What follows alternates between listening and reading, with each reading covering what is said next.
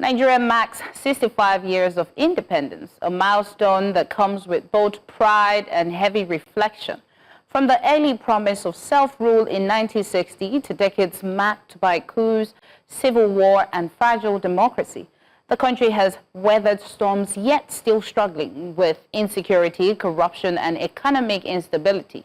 Calls for unity this year are louder than ever, as divisions along ethnic, religious, and political lines continue to test the nation's resilience. At 65, Nigeria faces daunting realities: youth unemployment, fragile elections, insurgency in the north, banditry in the northwest, oil theft in the Niger Delta, and secessionist agitations in the southeast. The implications are far-reaching. The country's unity, global reputation, and future prosperity depend on urgent reforms and inclusive leadership that can restore truth in governance. President Tinubu's government has urged all hands on deck with this year's anniversary theme, while the international community continues to watch how Nigeria manages its democracy and economic reforms. For many Nigerians, however, independence anniversaries ring hollow without concrete improvements in daily life. Joining us now, we have Mr. Orobosa Omo-Ojo, journalist and publisher of the Midwest Herald. Thank you very much, sir, for joining us on this special, let's say, segment. Good morning. As we're looking toward Nigeria being 65. Welcome, sir. Thank you very much. Happy independence in advance to Nigerians. And I wish this nation prosperity ahead. Yes. So, Mr. Omo-Ojo, let's start with, as a journalist who has tracked, Nigeria's democracy for decades, what stands out to you as the biggest gain and, of course, our biggest failure in the past, 65 years? I would say the betrayal of our founding fathers, because we have betrayed their trust, we have betrayed their struggle. Just about now, my book, The History of the Nigerian Press, by and large, the history about the foundation of the Nigerian nation is in the press now. And when I was going through my research, I had this misfeeling, how a nation can be so blessed, but yet we have just wasted the opportunity. For me, I think we have not capitalized on what was bequeathed to us by our founding fathers. We have not managed our resources well. We have wasted everything that God gave to us in terms of mineral resources, in terms of human capital. You will find out that the Nigerians have been educated as far back as 1840. Come back to the late 1927. We're already training lawyers in England. There was a time in our history that the United Kingdom borrowed money from Nigeria. We were lending money. There was a time in this country that an economic advisor told a head of state that money wasn't our problem, and went ahead to pay what we call the Doji allowance. It is sad to note as well that Nigerians are not viewed. I'm using the word Nigerians, not Nigeria, because Nigeria is abstracted. It's an entity made of human beings like you and I. We have not capitalized on the inherent value and advantages we had when this nation, Nigeria, when the green-white flag was being hoisted by Nigerians, by the white men, by the representative of the Queen of England, and others with the Queen, all urging us to be a sovereign nation, a sovereign proud nation, because they took as much as they could when they were leaving us. And soon after they left, 7 years after, we started killing ourselves, started killing our leaders. And here we are, as a nation still struggling. But by and large, thank God we are beginning to get it right. And if we sustain it, if we sustain the progression that we are following now and build our institutions, who knows? By the time we are celebrating the next 3 or 5 years' time, the nation, by the time we are 70, it may just be closer to us to save tomorrow. Mr. Omo-Ojo, it's very interesting. Some of the points that you noted actually took me back. It was like nostalgia. But I wanted to ask, now we've seen a situation where after 65 years, we've had interferences when it comes to military rules in Nigeria. This was an argument between me and a couple of people where they said Nigeria has gotten so many blessings, but sometimes these blessings turn out to be curses. We got out of these military situations into democracy, yet people still argue that perhaps maybe Nigeria might have been better off if it was still in the dark ages of military rule. Now, these are not my opinion. I'm just telling you what I heard people say. Another blessing that they talked about was the fact that we discovered oil. Saudi Arabia discovered oil and became one of the biggest nations in the world. You talked about us giving money out from before instead of borrowing. That could have been our story as well. So in your opinion, which of the many blessings after 65 years of independence has Nigeria, well, has turned out to be a curse for Nigeria so far? Several things. I feel the liberty we got really as a sovereign, prosperous nation made us to be lazy. Maybe if we have gone through the paths that South Africans went through, even though the black South Africans have equally turned that reasoning on its head, we are not proud to use South Africa now as a benchmark for self-rule. But maybe if we have gone through the struggle of the Mahus of the Kenyan nation, where the black servants were enlisted to eliminate their white principles, where students were taking on their white teachers, maybe we would have valued what we got. Maybe we got our independence on the platter. That was too easy for us. Maybe that was why after the independence, we learned the art of killing our leaders. We learned the art of military leaders who could not conform to the principles of nationhood.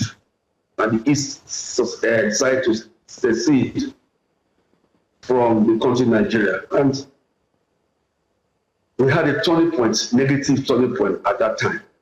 So if you ask me, I think the biggest disservice was the laziness of our leaders, whether military, whether politicians, because even when the military were in government or they were in power, it was an odd mix of the civilians and military. Most of the finance ministers, the Okotebos, the Awolowos and others, they were not made in uniform. But the pivotal head, the heads of states, were all men in military jackets.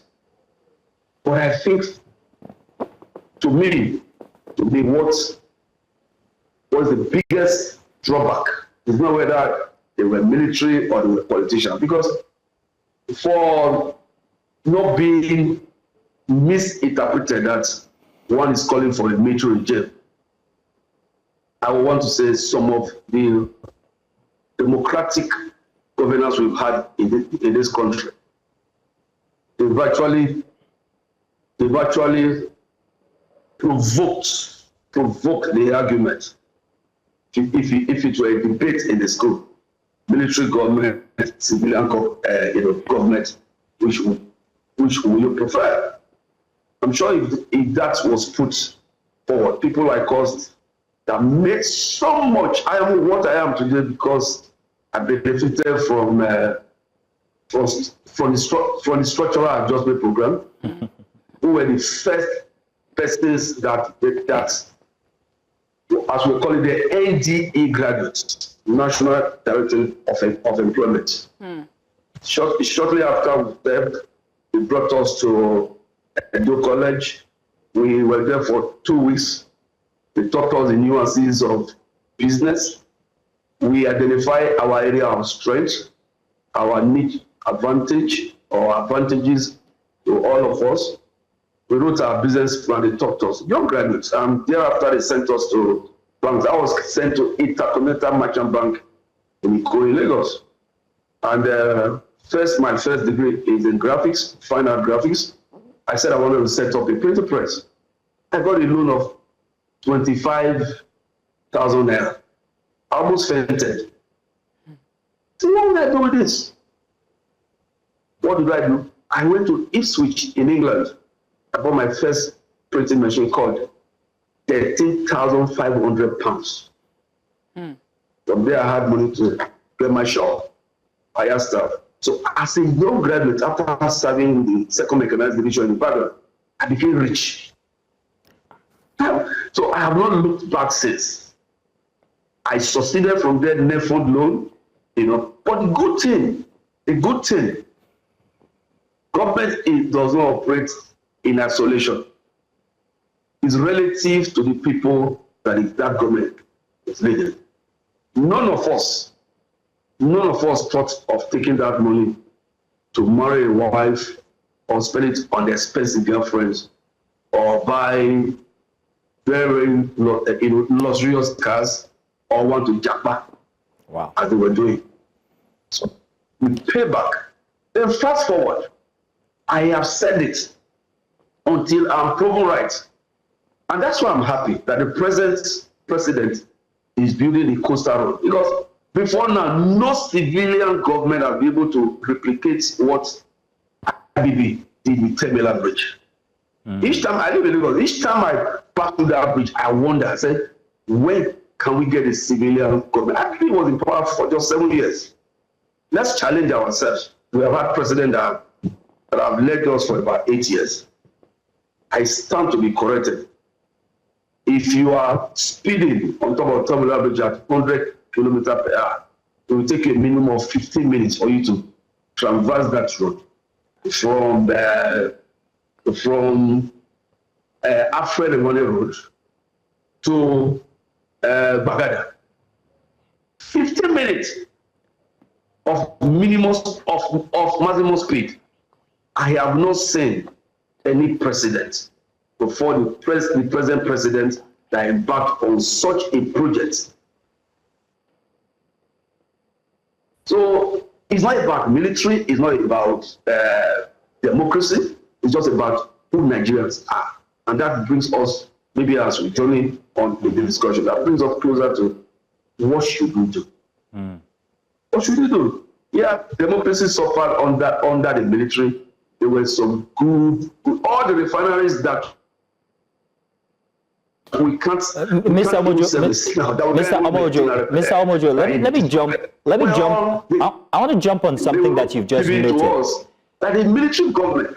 Mr. Omo-Ojo, yes. So I exactly that. You actually just said, I wanted to jump on that and say that there are arguments that there are arguments that Nigeria had better infrastructure under military rule.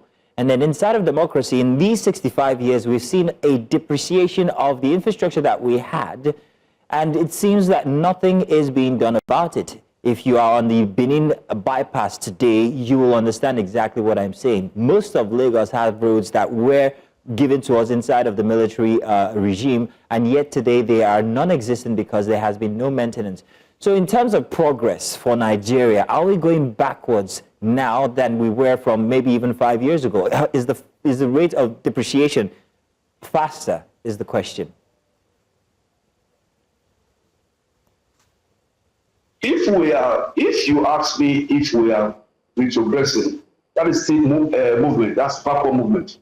In my own estimation, we are not even in any motion. We are not even, if one of the honest answers, let's take the 8 years of President Buhari. For 2 years, that government couldn't tell us the foreign exchange policy that the government was going to adopt. By so doing, many of our children repeated classes in American universities.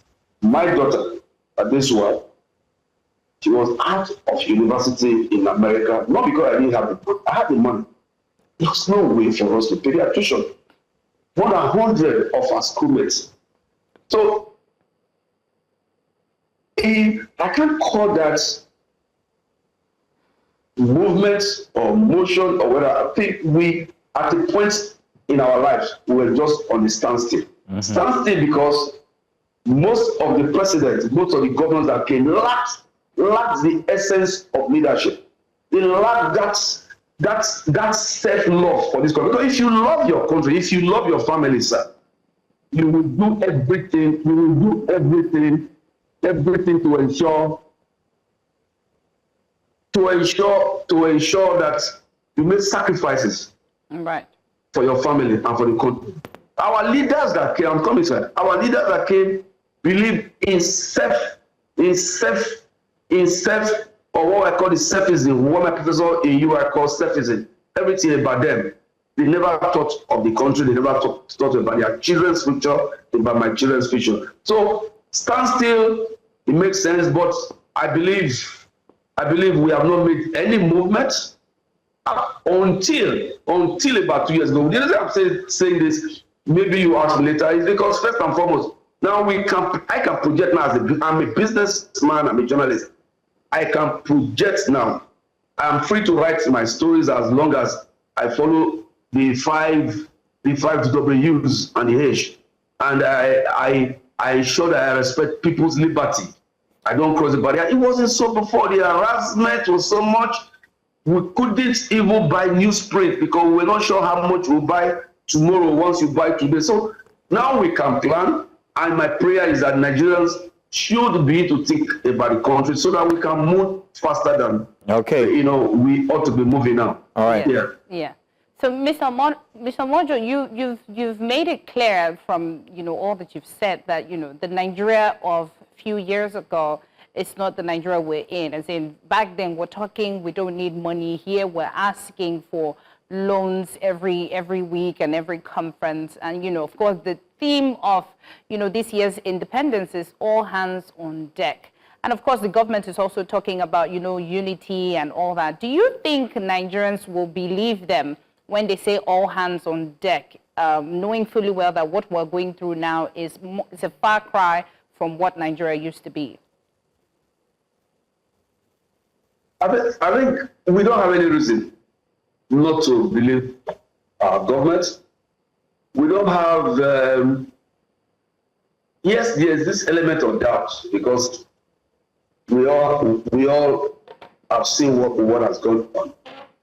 But as a Nigerian that constantly lived in this country for over 40, 50 years that I became an adult, I would say Nigerians do not have any option but for us to believe in our government, for us to support our government. There's something Nigerians are not doing, which we were doing then. And maybe this will encourage the younger ones, and some of our colleagues too. I still see them around. Then we were questioning our leaders. We were questioning our government constructively. When we set out to say the military must go, we did it because of the love of the country, not because we were partisan, not because we were part and parcel of one party or the other. We just wanted democracy to come. What happened? Corruption that we complained about under the military because we were not accountable. Nobody will ask them. We are aware of our Unduka, Unduka Irabo, Tunde Thompson of the Guardian were arrested just because they exposed, not that they exposed, they wrote about their ambassadorial list that has not been officially released. That was it. Today we speculate. It's what we call it speculative journalism. Hiding under the guys who say, as alleged. But they're not doing that. Who do you want to allege? The military or whatever? So, by the freedom of speech, looking at that, we had every reason to support that. We are not constructively asking the right questions. Right. We ask a question with a kind of, bile in it. As if you say, now you just mentioned the Benin bypass, sir. I'm very, very happy that even though your studio is far from us here in Benin, you have raised that. That is an interesting agenda setting that I think that the media can take up. You send your camera there every day or every week. You know, you have your footage, you have your voice pop, people struggling on that road. Yeah. The Minister of Works, we see how people are suffering on that road. And those people will quickly get, we quickly get Mr. Omo-Ojo. support from the federal government. Mr. Omo-Ojo. Sorry, let me learn with this. What we are saying now with our colleagues in media, let me just say that. Yeah. Is that even when you are complaining, there's somebody that will be in the vehicle to say, make them pass, I beg. Now today it happened, now this got my cause. These same Nigerians that are struggling inside the buses will be attacking the journalist that is trying to film. I saw not too long ago when your reporter was attacked somewhere in Lagos State. I listened to it on Arise Television, that they were questioning those that attacked your cameraman and all that. So we don't have any choice. Nigerians must support Yes. our body, must question them constructively as well. All right then. So, Mr. Omo-Ojo, thank you so much. I apologize for interjecting, but because of time, I have to do that. But thank you for joining us and giving us your insights as to how Nigeria is headed for, its 65th birthday. And happy independence to you, of course. Happy independence to you as well. Thank you very much. Thank you very much.